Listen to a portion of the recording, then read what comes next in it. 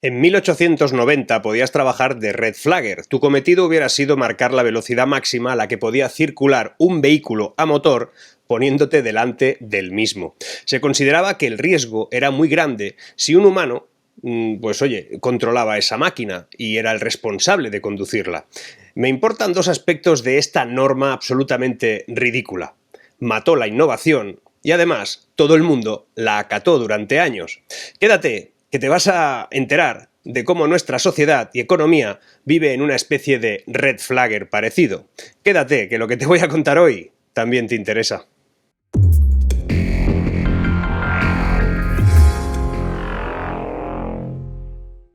El desarrollo de la máquina de vapor había hecho que a principios del siglo XIX la utilización de esta tecnología se expandiera a todos los ámbitos en los que la ingeniería había sido capaz de aplicarla. Barcos y trenes se llevaron la mayor parte de usos, pero también se aplicó en vehículos de transporte terrestre, que de algún modo revolucionaron, y nunca mejor dicho, pues la circulación por las carreteras de las potencias, de los países, de las ciudades más tecnológicas en Europa. España, por cierto, no estaba entre ellas. La llegada de los coches como pequeños vehículos autopropulsados aún tardaría unos años, sobre todo en ser efectivo, pero vehículos grandes de transporte colectivo, equipados con pesados artefactos de vapor, ya corrían por esas carreteras que teníamos por ahí. Pero aparecieron una serie de inconvenientes, y que en este caso se traducían especialmente en un mayor peso de esos trastos circulando por las carreteras, una velocidad mayor a la que los caballos podían ir y además un ruido de mil demonios que en su conjunto obviamente alteraban a los pobres caballos que iban por el otro lado. Todas estas novedades se tradujeron en un rápido y serio trastorno en la vida cotidiana de la gente, la cual se quejaba cada vez más por los serios inconvenientes, según ellos, que les producían estos nuevos artefactos autopropulsados. Ni los puentes, ni las calles, ni las carreteras estaban preparadas realmente para soportar los tonelajes de esos vehículos, los silbidos penetrantes de las máquinas de vapor en funcionamiento. Además, espantaban a los caballos de los coches que circulaban tranquilamente por su lado y además producían accidentes de tráfico porque ponían en serio peligro siempre todo lo que pasaba por allí. Las quejas llovieron por todas partes y las autoridades se vieron obligadas a regular la circulación de los nuevos cachivaches autopropulsados imponiendo límites de velocidad. En 1835 y en 1861 en Inglaterra se impusieron restricciones al tráfico rodado que reducían la velocidad e imponían una serie de tasas y criterios con los cuales regular la circulación por la carretera, las cuales básicamente eran pistas de tierra compactada por el uso que se le daba. El 5 de julio de 1865 entraba en vigor la llamada Red Flag Act, que como te decía era la ley de la bandera roja y por la cual, además de limitar la velocidad de los automóviles a 6,4 km por hora en el campo y 3,2 en ciudad, es decir, iban más despacio que una persona andando, pues limitaba también el peso a 14 toneladas y el ancho a 2,70 metros. También obligaba a cada vehículo circular, o los que circulaban, a llevar 3 conductores y una persona delante, la cual, a una distancia de no menos de 55 metros, tenía que ir andando provista de una bandera roja para avisar de su posición. Y si no se cumplía, multa de 10 libras, que era una pasta. El desarrollo del motor de combustión interno revolucionó la construcción de automóviles más pequeños y rápidos. Además, hizo que la ley de la bandera roja estuviera en vigor hasta 1896, justo en el momento en que ya no pudieron contener más una avalancha de gente con sus coches. La gente hacía ya lo que le salía de ahí. La presión de la incipiente industria automovilística también afectó. Y además la competencia en Francia, que no tenían esa norma, también les afectó. Se decidió revocar la ley de 1865 y aumentar la velocidad máxima hasta los 22 km por hora. Eso era un logro para el automovilismo.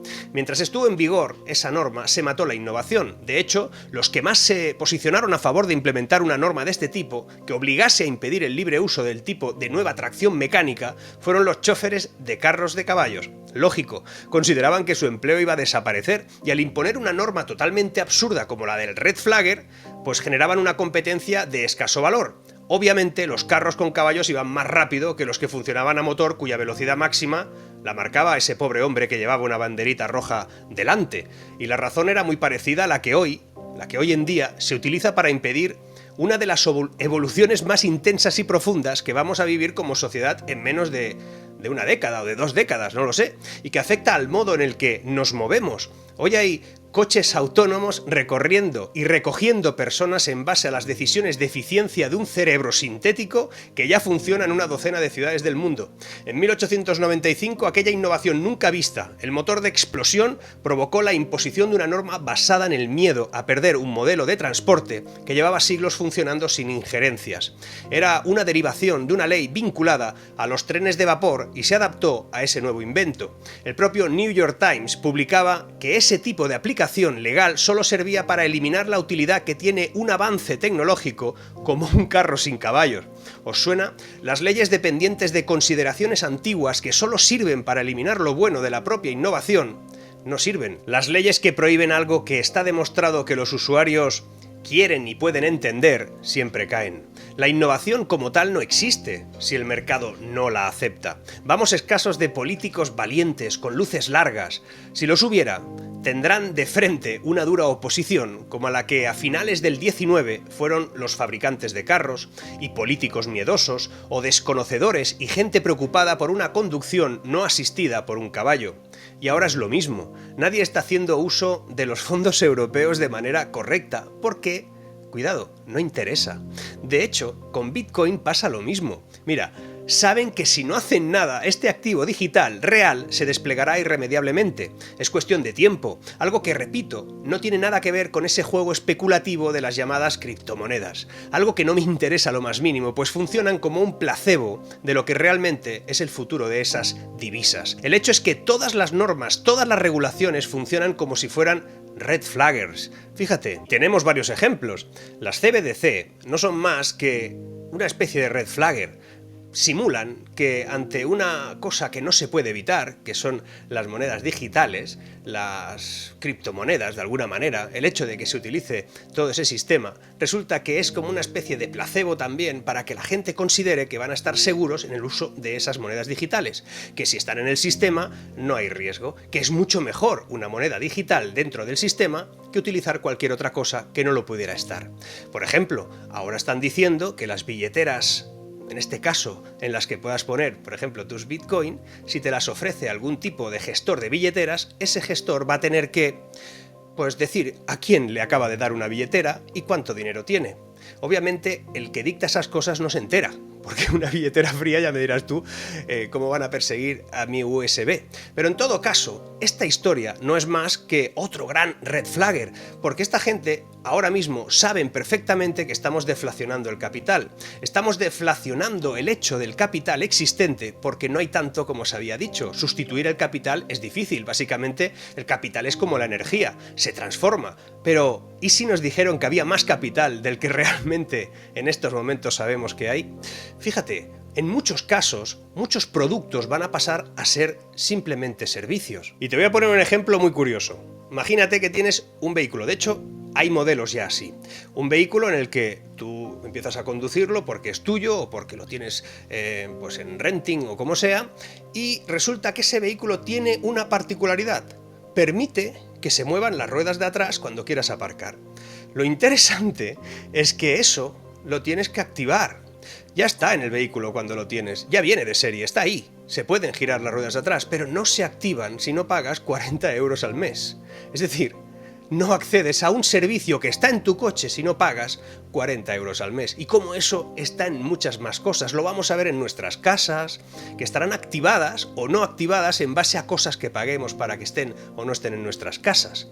Eso de la propiedad realmente va a una fase de red flagger. Nos estamos acercando a la despropiedad de todo. Y es que estamos en la antesala de una crisis que no será un crash, no será un impacto directo, será lenta, larga, probablemente. Muchos aseguran que lo peor ya ha pasado, digamos lo que digamos otros. Yo lo que creo es que ahora toca parálisis.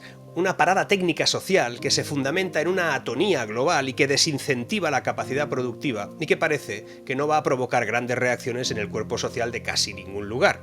Se ha diseñado muy bien, el espacio donde debe desarrollarse todo ello está muy bien pensado, se ha preparado a la sociedad y se le ha dormido adecuadamente. Y te estarás preguntando, pero ¿cómo se logra eso? ¿Cómo se prepara una sociedad para lo peor? ¿Cómo se la duerme? Pues no es muy complejo. Se procura que la sociedad viva cómoda y eso la hace delicada. Esa comodidad debilita debilita irremediablemente, y cuando pasa lo que pasa, cuando entramos en cifras de parados inverosímiles, o cuando la evidencia de la ineptitud de nuestros dirigentes es de tal calado que insulta la inteligencia, nadie dice nada, o casi nadie. Vivimos en una sociedad que no solo ha perdido el dinero, que aunque grave no es definitivo. Vivimos en un escenario de derrotados que han perdido la dignidad y la libertad. Nos arrastramos por el territorio de los desinformados y vamos tan a gusto. Qué gusto da no saber. Países sin espíritu de cambio, con tasas de productividad que dan pena y con una capacidad de reacción inversamente proporcional a la cantidad de turistas que llenan tus playas. Y es que es muy difícil hacer pedagogía de lo que está pasando. Ahora pretenden hacernos creer que la crisis es financiera, inflacionaria o por la guerra. Y eso es cierto, obviamente, pero también es social. Lo es en el punto de vista que cada país o colectivo saldrá de ella en la medida que sea capaz de ejercer su propia libertad y además pueda emprender sus propios caminos. La administración en muchos países es un inconveniente para el progreso, da igual el color. Acordaos, hace tiempo unos fomentaban un modelo de crecimiento que se basaba en la compra masiva de viviendas por parte de gente que no las necesitaba para simular ser ricos sin hacer más que quedar en un café de barrio para negociar el precio con un agente inmobiliario que se había formado a distancia.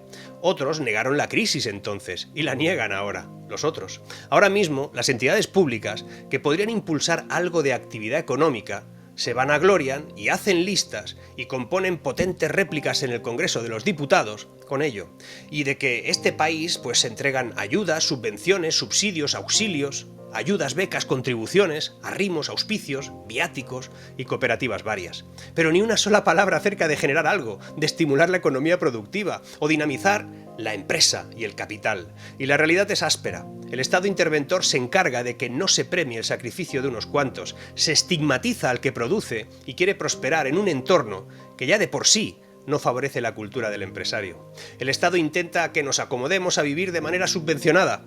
Es un país sedado, es más cómodo, por eso ahora toca preparar una sociedad inducida a soportar el descenso de categoría. Si no se hace nada, ese red flagger nos limita la velocidad, nos obligan a pensar en pequeño y nos aleja de la prosperidad. Solo nos queda reaccionar. Seguimos.